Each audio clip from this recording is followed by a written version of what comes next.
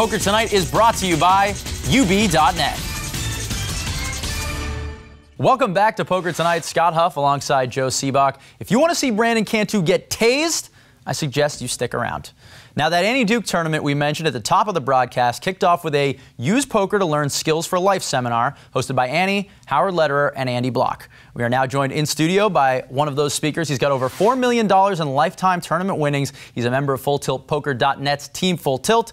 But even more interesting than that, he was a member of the infamous MIT Blackjack team that brought the casinos to their knees and earned him a lifetime ban. Andy Block, thanks for being here. It's great to be here. Hey, you're looking svelte. You're looking like in really good shape, and poker players are not generally known for being the pictures of health, so I have to assume there's an ulterior motive here. Yeah, I made a side bet with Chris Ferguson at a poker tournament. We were just talking about weight bets, and we decided instead of doing a normal weight bet, I have to have a six-pack by the end of the year. Yeah. Even tougher. As long as we're on the subject of prop bets, I think you've had a pretty high-profile prop bet in the last couple of months. I hear you were sweating it pretty hard with Phil Ivey at the final table of the World Series of Poker main event. Why were you sweating it so hard? What was the bet? How much money did you have out? Well, at the end of day two, with about 2,500 players left, Phil Ivey had about 4 times the average chips. And I offered him, or he offered me 100 to 1 on him winning the main event. Threw me 4 chips. Actually got negotiated down to 99 to 1. So four $5,000 chips. Wow. And at that 100 to 1, that means it's $2 million at stake there. Of course. Going into the final table. And he had about 5% of the chips. And, you know, normally I wouldn't worry too much, but $2 million is a lot. We're trying to negotiate, but you can't negotiate with Phil Ivey, really. Right. Well, he wants that fear. Once he's got you locked up in that, I mean, he almost enjoys the sweat more than he wants the money, even. Yeah, I mean, definitely. He just loves the action. And, yeah, I was sweating it. Not that much. I mean, everybody was thinking, like, what are you going to do?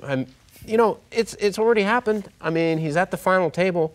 I was conflicted. I mean, I wanted Ivey to do better than 7th. Sure. I definitely wanted to have a real sweat. I wanted him to be in the top 3, 4.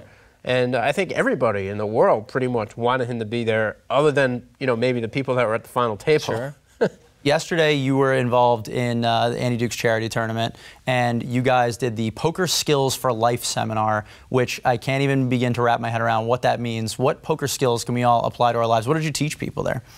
Well, the Decision Education Foundation is all about teaching people to make good decisions. And in poker, you got to make a lot of good, quick decisions. And you got to do that in life, too, sometimes. And part of what you're doing in poker is practicing and studying away from the table about how to help yourself make better decisions when you're at the table. So you can make those snap decisions. You don't have a lot of time at the table. Sure. And in real life, you don't always have a lot of time. So you also won the tournament there. Obviously, we mentioned it at the top. You won. How much money did you win? What did you take down for this massive feat of winning a charity event? I won a ton of money and a bracelet. No, I actually didn't win any cash. But you've been dying to say that for so I did long, win right? a bracelet. So everybody that makes fun of me for never winning a bracelet, I won a bracelet. Let's talk a little blackjack. We mentioned you earned a lifetime ban, apparently. How does one get themselves banned from a casino for life for playing one specific game? As part of the MIT Blackjack team, we won millions from the casinos, and they would connect all of us together. And I got kicked out of the casinos the first year I was playing blackjack with the team, the first couple of weeks, actually, just because I got associated with somebody else from the team that was already in the Griffin book. Oh, really? That's how they did it.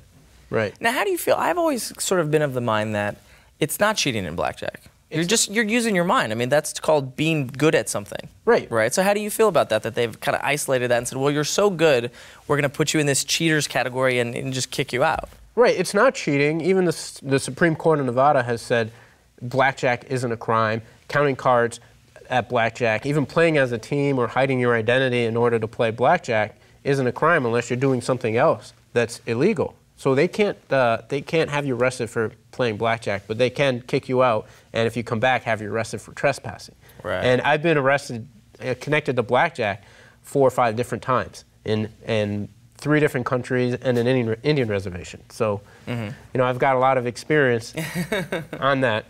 Well, as long as we're talking blackjack, we have come up with a game that we would like to play with you called Black or Jack. Now, these are very serious blackjack questions. Or not. They're actually, anything has either the word black or jack in the answer. These are not easy questions, though, and we'll see how you do. Are you ready? I guess so. You understand the game? You can't be banned from the set for this. What is the name of the cheating scandal that rocked the 1917 Baseball World Series? And I don't even need to finish the question. Black Sox is correct. Wow, that's impressive. All work and no play make this man a dull boy. Jack. That's correct. Jack is correct. I thought the simpleness was going to throw you. Any other Jack something. Make Black a dull I knew boy. it was Jack. It's from The Shining, which I'm pretty sure took place at Foxwoods. Speaking of creepy, this thing might end with making a clown's head or your lunch pop out. Jack in the Box. That is correct. The game's not fun when you completely crush it and dominate. All right, bonus double down question. This rocker, actor, comedian is popular for coining such phrases as skadoosh and come on a yeehaw. Jack Black. Jack Black is correct. Double points. Yes! Just one more question for you. Do you want to see Brandon Cantu get tased? Tell the truth. You want to see Brandon I guess Cantu I want to see it. Who doesn't want to see that? Andy Block wants to see Brandon Cantu get tased. Joe, why don't you set this one up? Absolutely. As part of the Hold'em for Heroes charity tournament, Brandon Cantu agreed to be tased in the name of charity. And it is not pretty, let me tell you. What you're about to see is real. Please do not try this at home. So let's watch this thing. We're going to have hundreds of thousands of people will watch this video of Brandon Cantu getting tased. So he's been killing it in the poker world, but he's been putting bad beats on a lot of people, and tonight is their revenge. You want someone to step in at this point and call it off. Yeah. And you know that if Lane Flack, Cloney Gowan, and Phil Hellmuth are next to you, that no one's calling it off. Lane Flack is counting out the money right now, and there's like an equal opportunity that he'll either run away with the money right now or actually pay it off to the charity. Wow. 4,000. Here he goes. He's being restrained. Oh my God. Wow. Oh my You did see the grimace. You could see his. Wow. See, the question is that involuntary muscle movement in the face? I think that is involuntary muscle movement, and they let him go to the ground. Although he took it well. He got up quick. He did. He got up pretty. Again, you have to. I guarantee he passed out off screen somewhere. Right.